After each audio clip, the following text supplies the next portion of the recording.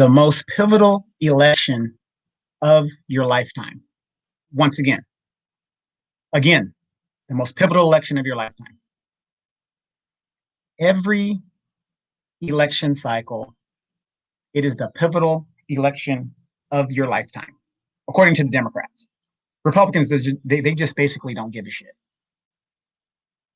So here we are, we're a week away from election, and it looks like, as of today, when I woke up, they said that 72 million Americans have voted by mail, absentee, however you want to call it, same thing, which is 40% of people who voted, I guess, ever, or whatever the numbers are. But it's supposed to be something that is outrageous, and wow, America's really starting to work now. Wow, we got things going for us.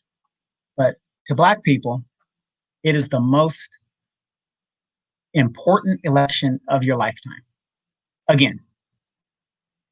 Now, every time they say this,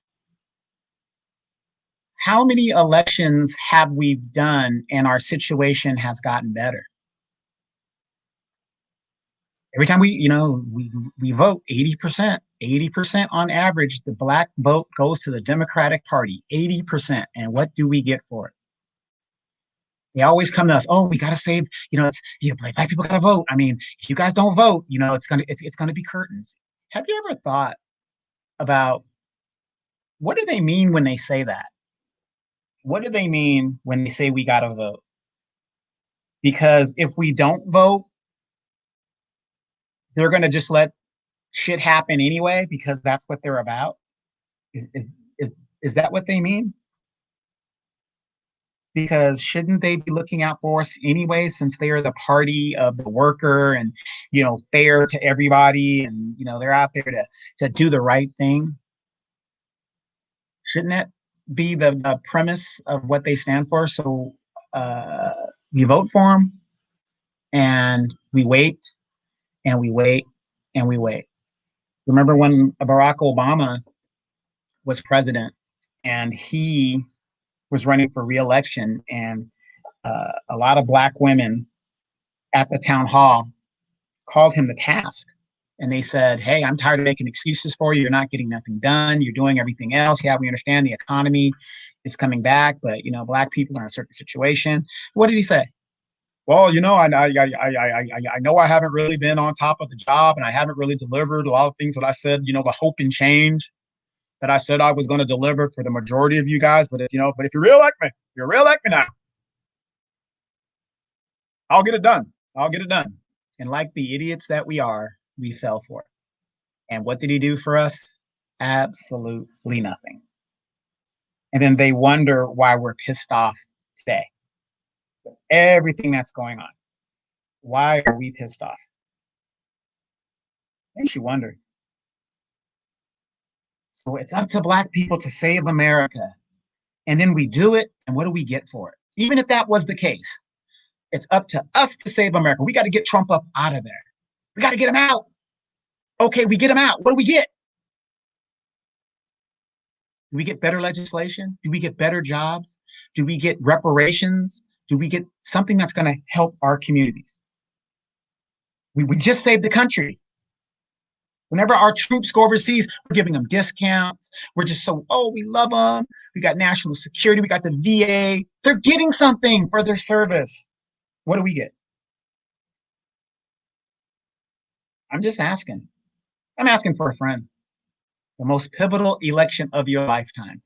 And Joe Biden and Kamala Harris said on day one, they are going to do for DACA, they are going to do for Dreamers, and they are going to do for everybody else but Black people. Kamala Harris was told in an interview recently that she is the most liberal Democrat senator. Where? How? Where does her record show that she's a liberal? If you look at her record, which I don't understand, a lot of you people don't want to look at people's records. It tells you who they are. Her record says nothing about being a liberal. It really tells you more so of her being a conservative. She's a conservative. But people don't want to hear that. They don't want to hear the truth because the truth upsets their narrative. There's nothing about Kamala Harris that shows that she's a liberal. She signed on for Bernie's healthcare plan, and because you remember Bernie was in the news. It's a good way to get your name out there. And then when it's all said and done, she's laughing at you. No, I'm not going to do that. I'm going to do what Joe says he wants to be done. Joe's not for universal health care. He talks like he's for it, but he's not. He said, I'm for the status quo. You can't be for the status quo and be for universal health care and all these other things. Look at his platform. Look at the Democratic platform. There's nothing progressive about that platform. There's nothing progressive on it. Why do you think the progressives are pissed off? There's no progressive stuff on that platform. But this is the most pivotal election of your lifetime. We were on the war zone. I'm sorry, not the hot seat, the war zone last night, and a young person was repeating the Democratic talking point.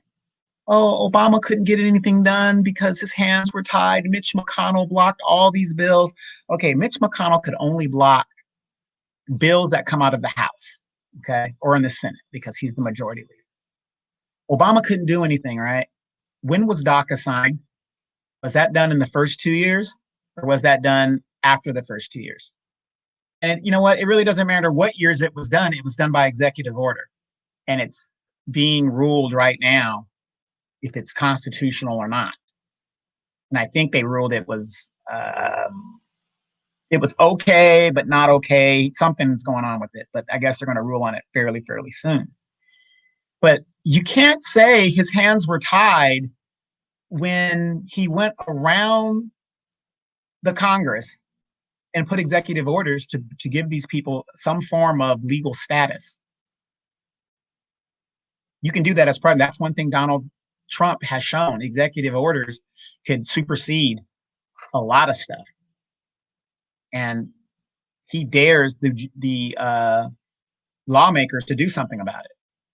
Remember when Obama was in office, what was the Republican talking point?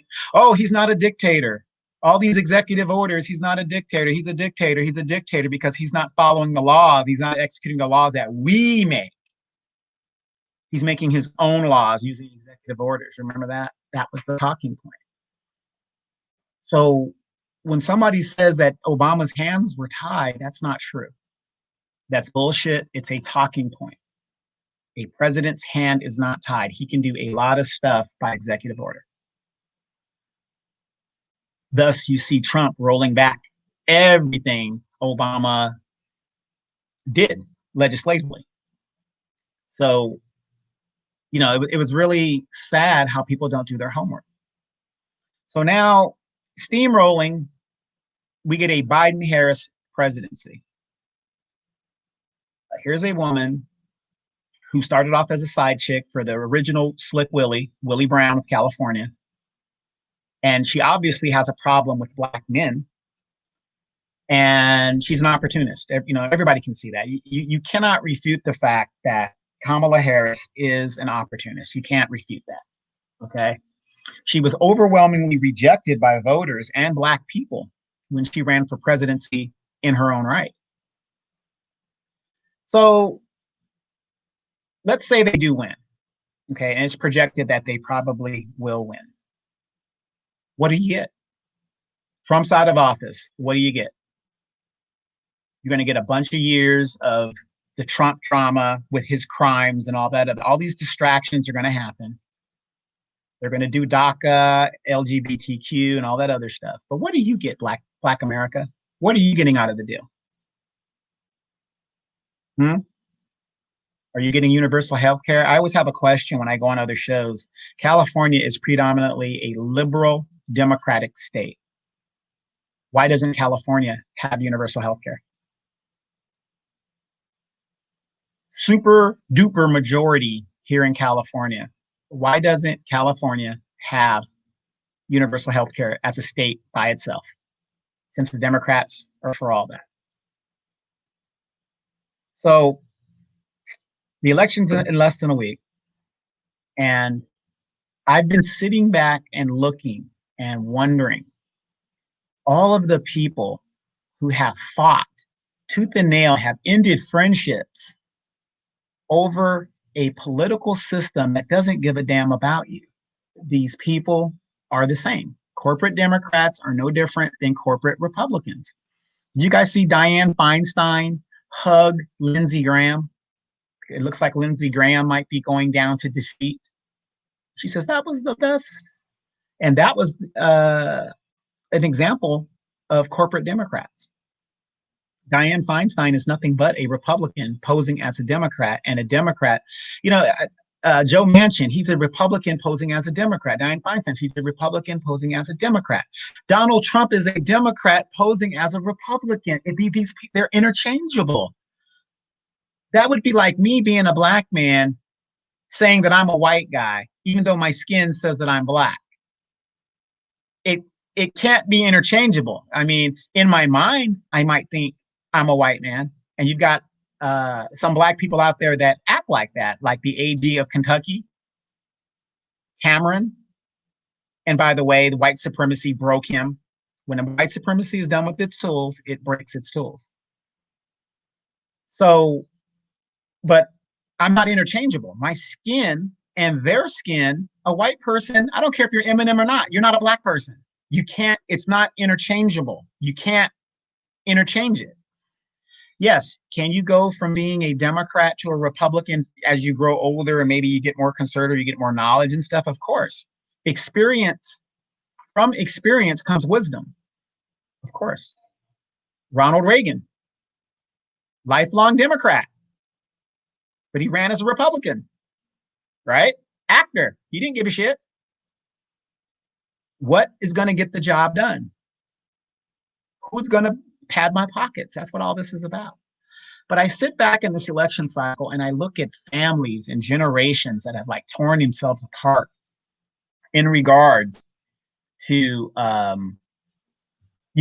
politics. And then what people don't understand is the fact that when you look at your neighborhood, I bring this up all the time. Have you guys ever met a poor black Republican? I've met a lot of poor Democrats. Poor Democrats are everywhere. They're everywhere. But the majority of black Republicans I've met are pretty well off. And I understand why it is, but I don't understand why you guys don't understand why that is. You give your vote to a party that does not deliver. And when I was on the war zone last night, I gave this analogy. Did you guys ever go to a restaurant and receive horrible service and still leave a tip for the horrible service? That's what the Democratic Party does to us as a people. I'm not a Democrat, so I'm not a Democrat. I'm a recovering Democrat. Okay? Like a recovering alcoholic, I'm a recovering Democrat. I finally wised up and realized this is not good for me. The Republican Party isn't good for me either. So don't get it twisted. I'm not telling anybody to go join the Republican Party. Again, these are the same people. The ruling party. They're just fooling you. They work together. There's no doubt about that. And why people can't see that is beyond me. But I'm a recovering Democrat and I'm an independent now. And because I'm an independent, it's really amazing when you can see things for the way they are politically and what they're actually doing. I'm giving my vote to a party that isn't doing a service for me. And then whenever I ask somebody from 1968 up until now, 60 years later, name me something the Democrats have done that is tangible to Black people. The Democrats can't even hold the Supreme Court, but they're for protecting women's rights. Roe versus Wade. That's their pivotal thing. Did anybody see the Democrats fight to uphold that nomination? I just don't get it. And then the first thing they say is, we did everything we could. I didn't see you fight at all. 3 nominations in a row, Democrats just rolled over. And it makes me wonder, are you guys really for the working person? Well, you never talk about the Republicans. You don't need to talk about the Republicans. Their resume is their districts. Look at their districts. That's their resume. Now, you look at Democratic districts. Look at Democratic districts. Name me a Republican district that has a ghetto in it. I'll wait. Can't think of one, can you? Neither can I. I mean, don't get me wrong. I mean, I'm not from Kentucky. I don't know what's going on. I don't, these country places, it's a different kind of ball game type thing there. But remember, the country, you can't call a country homestead a ghetto because the people live away from each other a little bit. They have land and stuff like that. Yeah, I've seen some real Kentucky kickers, right? But it's not a ghetto. It's a big difference. Big difference. But don't you guys ever question what's going on? Just say, look, why is my neighborhood like this? Why am I continually giving these people my vote? They're continually fooling me and not providing me with good service, but I keep voting for them in the hope that they will. It's almost like going to a gentleman's club, and there's the stripper, and she really, you look in her face and she really doesn't want to be there, and she's just sucking her teeth, and she's jiggling her breasts possibly, and maybe twinkling her butt, but she isn't really giving you a show. She really doesn't want to be there. Or you go into a gentleman's club and you see all the girls that are there and they just want to sit with their regulars, and you came with your friends for a bachelor party or just to have a good time, and all the girls are sitting with their regulars. Do you still get up and tip them anyway? That's what we do, with the Democratic Party. We tip them anyway. Here you go. Yeah, here you go. Yeah, you gave me bad, so you didn't do shit for me, but I'll give you my vote again. But I've seen whole families destroyed and arguing over 2 parties that don't give a damn about them. So now that the election seems to be done, what are you guys going to do now? What are you guys going to do? Biden has won. You're going to watch and see him give citizenship to non-citizens. You're going to watch and see him, give money to the LGBT community and all these other things. And then as Black people, the very vote that determines the presidency in every election, you're going to sit there and you get nothing. All those tax dollars, you're going to get nothing. Zero. Oh, the kids in the cages, we got to do something about them. Yes, very horrific. But if you're crying about those Hispanic kids, why aren't you crying about the thousands of Black people that were incarcerated under the 1994 crime bill, and the very crime bill that Karma Chameleon Kamala used to keep a man on death row here in California? Look at her record. Look at her record. It isn't about being right or wrong, okay? We have to get out of this, again, I say it all the time, this team mentality. The Dodgers just won the World Series. I'm in California. I'm an hour outside of Los Angeles. I've been a Dodger fan since 1977. The Dodgers haven't won a World Series since 1988. I have been with the Dodgers all of those years. I don't jump. I'm not a bandwagon fan. And that's the society we have. We have a society of bandwagon fans. They just want to be on the winning team. They don't care. Where are all the Patriot fans at? Tom Brady left the Patriots. Nobody's talking about the Patriots anymore. What a great team they are. Blah, blah, blah. Nobody's talking about that anymore. Do you guys see what I mean when I say we have a bandwagon culture of people? That's what we have. People just always want to be on the winning team, regardless of, oh, the Lakers won. Yeah, I'm a Laker fan. I've always been a Laker fan, but I'm not a LeBron James fan. I'll take the win. I'll take the win, but I don't have any respect for LeBron James because I come from the school of great players want to play against other great players, not with them. That's why you had a Magic Johnson, you had a Larry Bird, you had a Hakeem Olajuwon, you had a Kareem Abdul-Jabbar, you had a Clyde Drexler, you had a Kevin McHale. I mean, I can go on and on and on and name all of these people who are Hall of Famers that played against each other. And it came down to how many rings you got. The debate still rages. Oh, Michael Jordan is the greatest player ever. Wrong, wrong, wrong. Based on what? The only thing you should base a player on is their stats. Now, if Michael Jordan was a boxer, you can say that because it's up to him by himself to be a great player. But Michael Jordan cannot win championships by himself. And earlier in his career, it was proven he couldn't until they brought him help. In a team sport, you have to play your position. But if you're talking about the overall greatest player that ever played basketball, by the numbers, you have to go by Kareem Abdul-Jabbar. You just have to. He's in the top 5 in almost every category and holds the greatest award you can hold in basketball, which is the points total. You're 7'2", and you have a shot that nobody can stop. Even in his 20th year, he was averaging 20 points or close to that.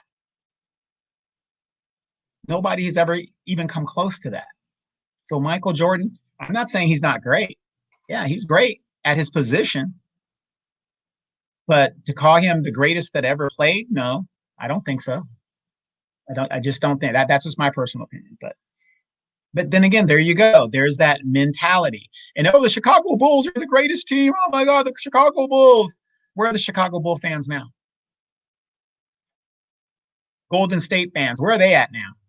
Oh, we'll be back next year. You see what I'm saying? And that's how we are with our politics. Everybody wants to win, wants to be on the winning team. How can you vote for a mass incarceration ticket that this Democratic Party put up, knowing you got Uncle Reefus in jail, and he's been sitting in jail for 30 years on a minor drug possession? How could you vote for this ticket? How could you vote for either of the tickets? So everybody keeps asking me, well, da da da da. Yeah, you're right. It would be hypocritical for me to tell you that one party is better than the other, but there's other options. Guys, do me a favor and go look at the Green Party's platform. See, but that's our problem as Black people. We love sound bites. We love them. We don't do our homework. We don't want to do our homework. We have what's called the white shadow syndrome. And what's the white shadow syndrome? Remember the TV show White Shadow, about a white coach who's coaching a basketball team, mostly of Black kids in the inner city. And the premise of the show was every time the Black person, the kids, one of the basketball players, had a problem, the only person that can solve it was the coach, the white man, the white guy. We couldn't solve our own problems. That was the premise of the show, the white shadow. And that's our problem as a people.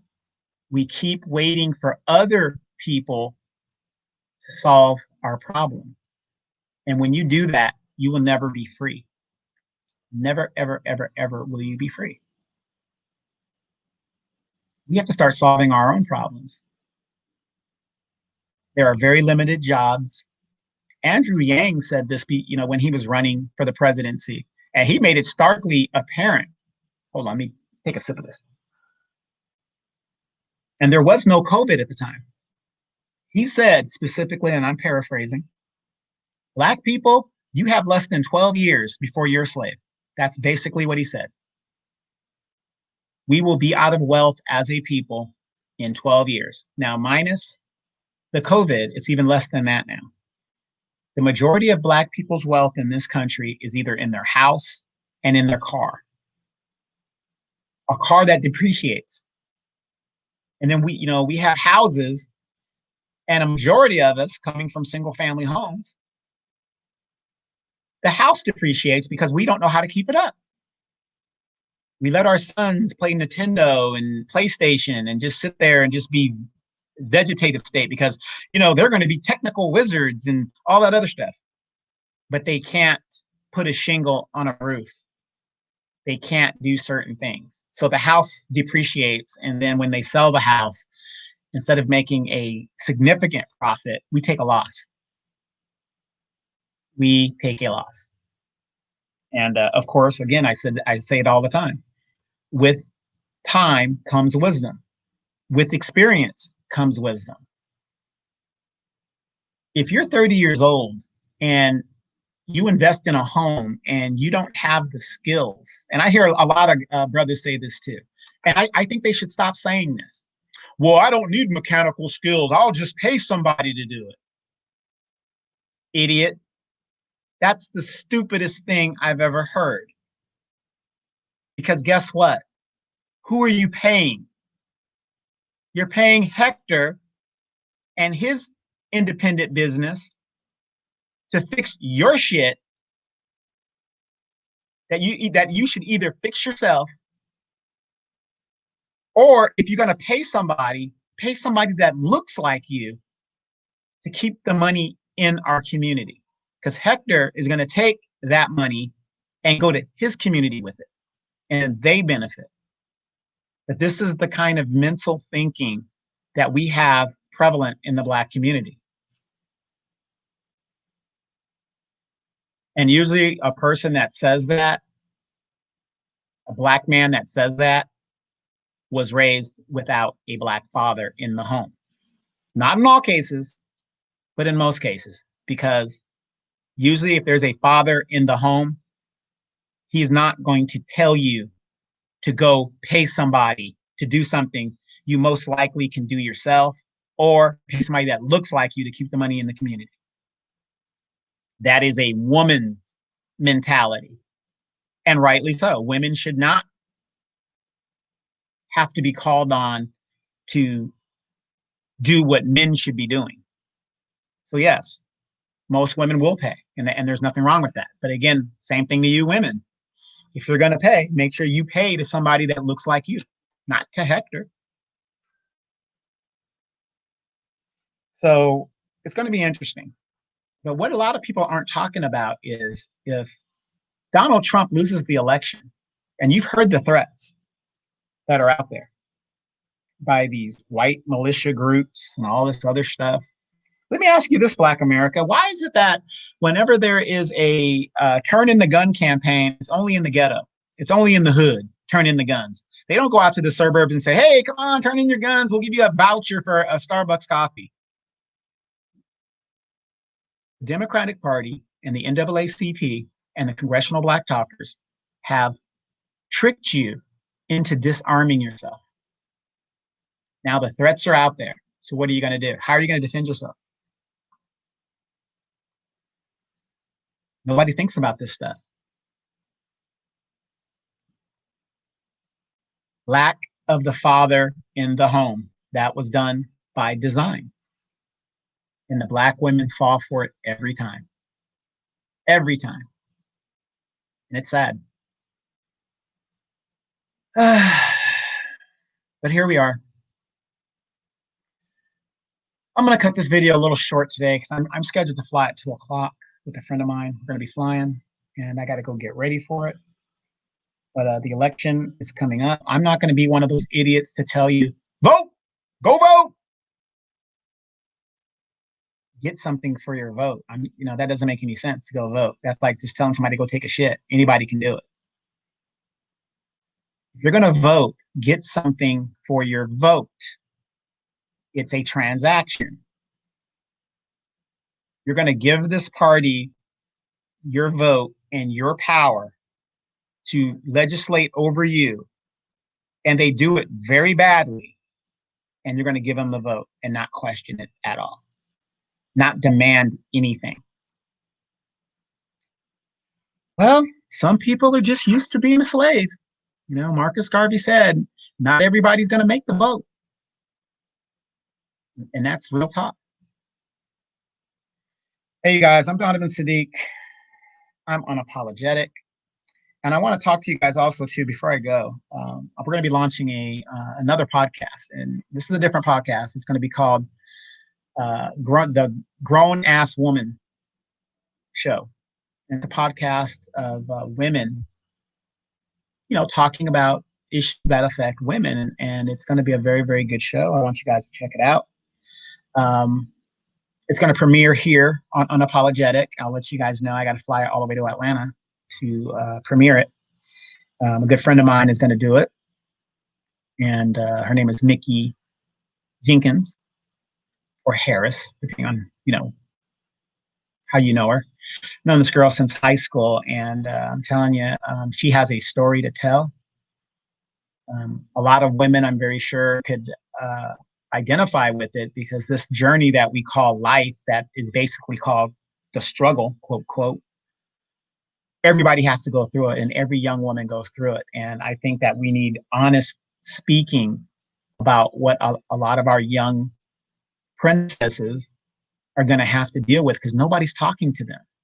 You've got these young girls out here that think going on to the pole is an option, or out there thoughting is the only option, because nobody's talking to them. Their first love, their father, is absent for whatever reasons. These young women have fallen into the trap that being married is not good, is not a good thing, because they saw their mom not married. They saw their dads not married. Or no, let me get that right. They saw their mom and dad married, just not to each other, to other people. You know, these young girls believe that you have to go through one terrible experience of a relationship before you get to the good one. And that is just a sad, sad commentary to say. But a lot of young girls believe that. So that's what this podcast is going to talk about. So some of them can think before they make a move. All these women, these men ain't shit, and you know, they're angry at men.